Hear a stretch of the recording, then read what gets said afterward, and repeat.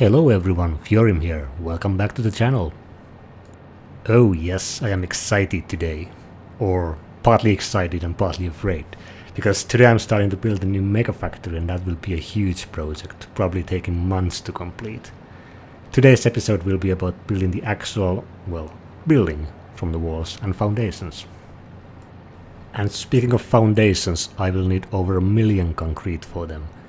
I haven't calculated the exact amount, but each floor will use almost 200,000 concrete, and there's 4 floors, the basement and the walls. So yeah, the first step is to secure some concrete production at the site. I am going to use the wet concrete alternate recipe, which is perfect for this. You can feed the output from a 50% overclocked Mark III miner on a pure node, which is 720 parts per minute, to 6 refineries, together with 5 water extractors, so you get exactly 480 concrete per minute.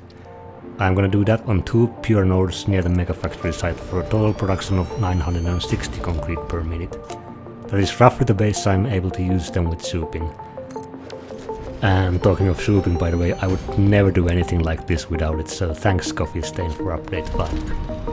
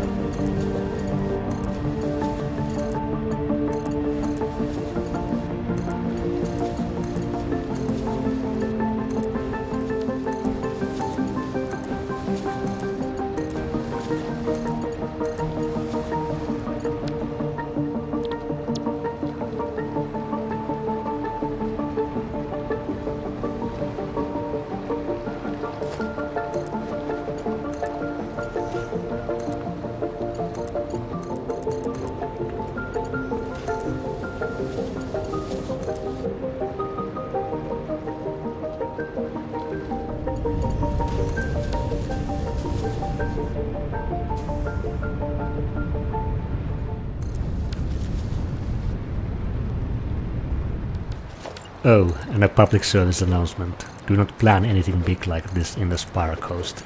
I mean, it looks nice, there's plenty of open space above water and oil nearby. I actually just might have started building there first. Well, that was a mistake, because I realized that the Spire coast is marked as an area for very likely to affect factory type of changes in the horizon. I mean, the whole biome is going to be reworked, so yes, here I am building this foundation wall structure for the second time. Well, at least this time it's snapped to the world grid so my emerging OCD can be at peace. I am obviously skipping a lot of stuff here. This whole process of building foundations and walls really took me probably 20 hours or so far, and I have only completed 2 of the 4 floors of the whole building, so it is really a huge project. Let's talk about the numbers then. The guiding principle for this MegaFactory was that I want to produce every possible part that can be automated at the speed of at least 10 items per minute. This includes also the project parts, even though they are only needed for the space elevator. You can see the full list on the screen. This objective is obviously the output after spending some of the produced items as input for other items. For some items the total number produced is much higher than the objective of 10 per minute.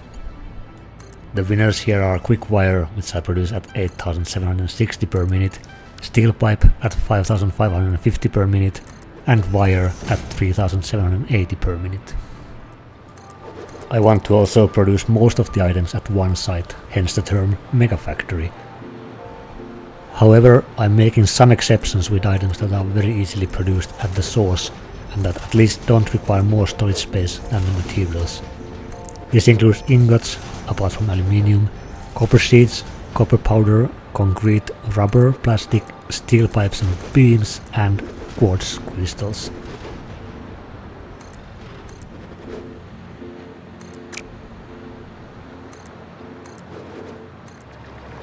Here I am building the lights, and I just wanted to give you a quick tip about aligning those ceiling light panels, because I at least found it pretty hard to place them exactly 2 spaces away from the wall. So I just take away one foundation, and then it's easy to snap it on the corner of that foundation, as you see here.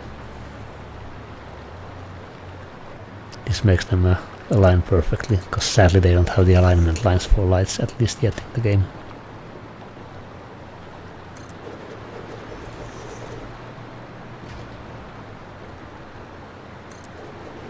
And there we go, 4 lights perfectly aligned.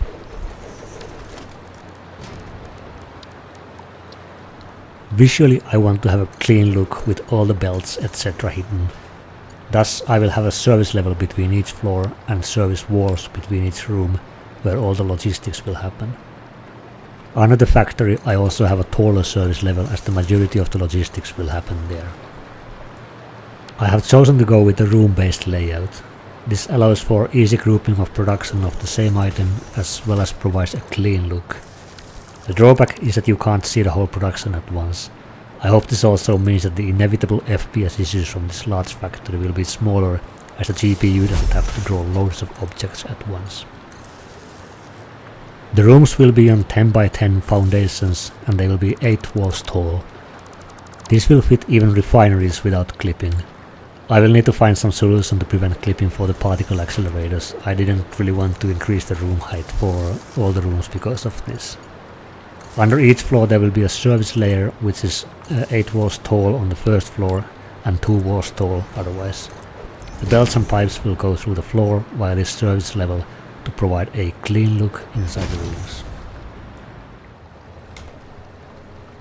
Alright, time for a tour then.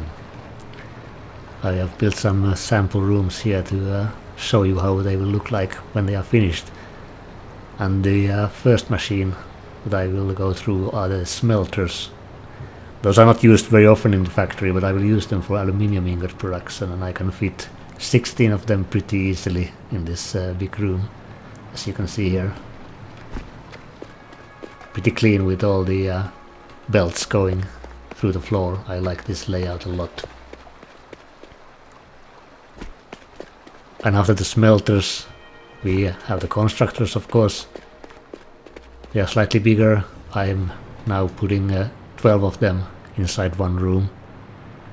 You could of course fit a lot more, but I want to keep this sort of clean and have this sort of middle corridor left. So this is what the constructors will look like. After that we have the assemblers. There's gonna be 8 of them inside one room. Still plenty of space here. I mean, we are not using a lot of this ceiling space here. They are for bigger machines, but I still like to keep a uniform look. Even these smaller machines should be in equally big rooms as the big ones, I think. Then after assemblers we have the manufacturers. I can fit 4 of them easily here with plenty of space. I could even fit 6, but I want to keep it tidy and nice and clean. So this is how they will look like. And then if we go to the more, you could say, advanced machines that also use pipes. So we have packagers. Those are not used that often in this factory. They are used to manufacture some packaged fuel and packaged nitrogen gas. You can fit 12 of them also in a room. They are similar size as a constructor. And then we have the reason why the whole factory has rooms that are 8 walls tall, which are the refineries. You will need exactly that space for the refinery. You can also fit 8 of these pretty easily inside this 10 by 10 foundation. And this is what it will look like. Again, nice and clean. Then we have the blenders. Blenders are the same size or similar size as the manufacturer, so I'm also fitting 4 of them inside one room.